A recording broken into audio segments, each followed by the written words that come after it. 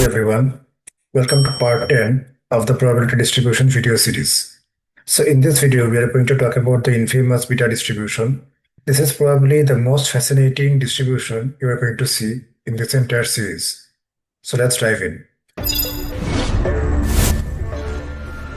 First of all, beta distribution is a probability of probability. So what does that mean? Let us understand with an example.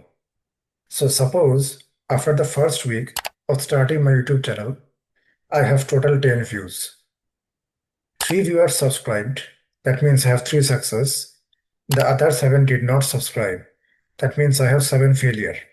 If someone asks you, what is my probability of successful subscription after the first week, your answer will be very simple. You are just going to say it is 3 by 10, that means 0.3. Now suppose 4 weeks have passed and I have total 50 views. And among my 50 views, 10 viewers subscribed, that means I have 10 successes, and the other 40 did not subscribe. So I have 40 failure. So in this case, if someone once again asks you, what is my probability of successful subscription after the first 4 weeks, what will be your answer? Your answer will most likely be 10 by 50, which is equal to 0.2. Now understand that it is the same YouTube channel, but your answer changed as you were exposed to more viewers or samples.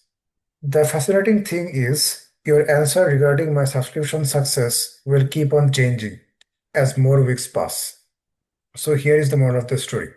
The answer that you gave initially, which is 0.3, you were not actually very sure of this. That means there was some probability associated with it. So let me clarify this. That means my probability of success is equal to 0.3. The probability of that wasn't that strong. I will repeat this again. My probability of success being 0.3, the probability of that wasn't very strong. After you saw 50 views, this probability that you calculated was stronger than what you actually inferred right here. So let us rephrase it more formally. Given that I have total 10 views and 3 subscriptions first week, the first question can be, what is the probability of success equal to 0? Now you may think we have 3 subscriptions, that means we have 3 success. So how can probability of success be 0? Yes, it can be close to 0 if we are exposed to many more samples. So there is always a probability of the p success of being 0. Similarly, we can also ask the question, what is the probability of p success being equal to 0.25? And I think you can now sort of appreciate that this probability will be actually somewhat higher because this is very close to 0.3. Similarly, we can also ask the same question for p success equal to 0.5, p success equal to 0.75, p success equal to 1. You get the idea. So this question can be asked for any p success in the range of 0 to 1. So this is a continuous probability, and the random variable are actually the p successes. That means the random variable itself is a probability, and the y-axis is the density or the probability of that. That is why this distribution is called the probability of probability. The beta distribution, as I mentioned before, ranges from 0 to 1 because the random variables themselves are probability of success.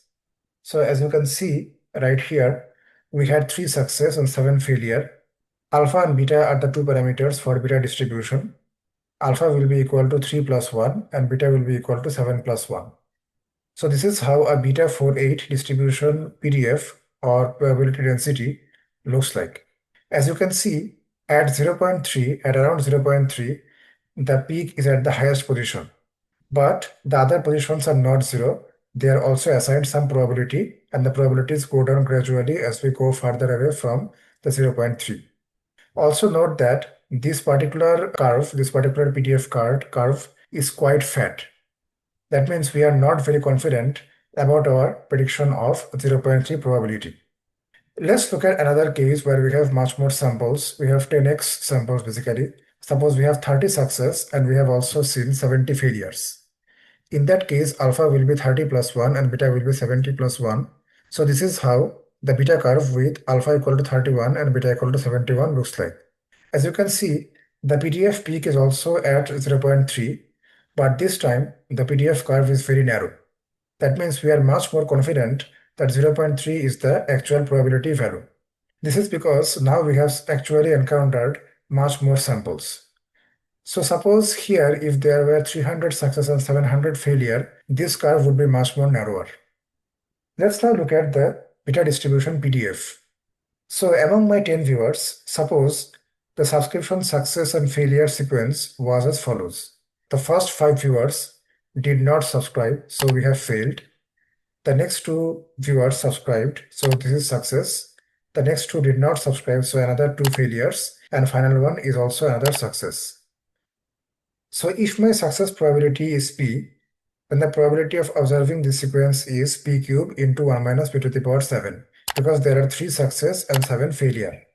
Now, the beta distribution PDF for the above case actually looks something like this. So fp equal to p is the random variable, p to the power 4 minus 1, which is equal to p cube, into 1 minus p to the power 8 minus 1, which is equal to 7.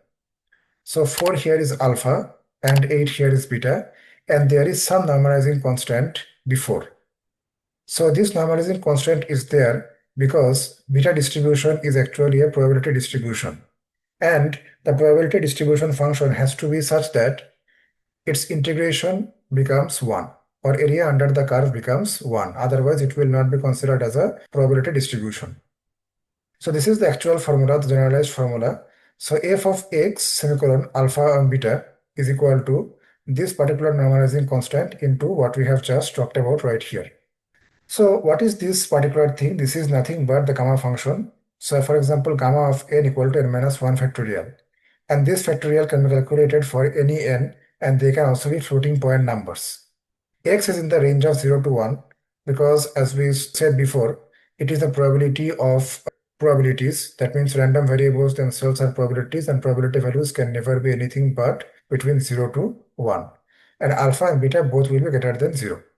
So let's now look at the shape of some curve. For example, as we mentioned before, when we have 3 success and 7 failure, the curve looks like the yellow one, which is quite spread out. When we have 30 success and 70 failure, the curve is much more tensed. Finally, if we have 300, 300 success and 700 failure, we have this nice pointy curve right here. That means we are now highly confident about the probability. Similarly, if we just alternate the case, reverse the case, that means if we have 7 success and 3 failure, the curve is the exact same, but it has shifted to the right. The other ones have similar intuition. The expected value of this distribution can be calculated using a 0 to 1 integration of fx dx. Sorry, I have made a mistake here. This will be x into fx dx. Again, let me clarify this. This will be x into fx dx. Yes, the x is missing. So this is equal to alpha divided by alpha plus beta. Let's break this down a little bit. So we know that alpha equal to success plus 1. Again, alpha equal to success plus 1 and beta equal to failure plus 1, the number of failures plus 1. Now, if we have 10 viewers where 3 of them has subscribed, then the simple probability calculation will tell us that probability of s equal to 0.3, but the expected value of x will be 0.25. If we do 100 viewers and 30 subscriptions, probability of s obviously will remain the same, but the expectation is now much more closer to 0.3. If we now take 1000 viewers and 300 subs, then the expected value is almost same as the one we get from the normal equation. That means as we observe more samples, our typical probability calculation matches with the expected value of the beta distribution. Let's talk about variance. So we can use this formula for variance calculation. So this is, if we do that, we are going to get this formula. Let's break this down. We can write this down like this, and we can replace alpha by s plus 1 and beta by f plus 1. If we do that, then you can see that alpha plus beta will be n plus 2. N means total number of trials. So n is actually equal to s plus f. That means the number of success plus the number of failure. So we can write all these things like this. Now, if you have relatively large n, and your S and F are also obviously large in that case, then these constants can be ignored, and then this is how your function will look like. Now we know that S by n, that means the number of success divided by the number of total events, is actually P. F by n is 1 minus P, that means probability of failure, and 1 by n is 1 by n. Now the fun thing is the square root of this variance is actually the standard error formula. So for large enough sample size, standard deviation of beta distribution actually is very close to the standard error. Let's now see a practical example from genomics. So if you know about genomics, you know about variant allele frequency or VAF. Suppose you find 100 reads in a particular gene location. 20 of these reads have a particular somatic mutation. Then the observed VAF will be 20 divided by 100 equal to 0.2. But as discussed before, this may not be the true probability because we may not have enough reads here. I mean, we are going to be more confident about these if there were like 10,000 reads, right? So just to model this properly, we can model this case with a beta distribution where we have x, we have alpha equal to 21 and beta equal to 81. So that's it about the beta distribution.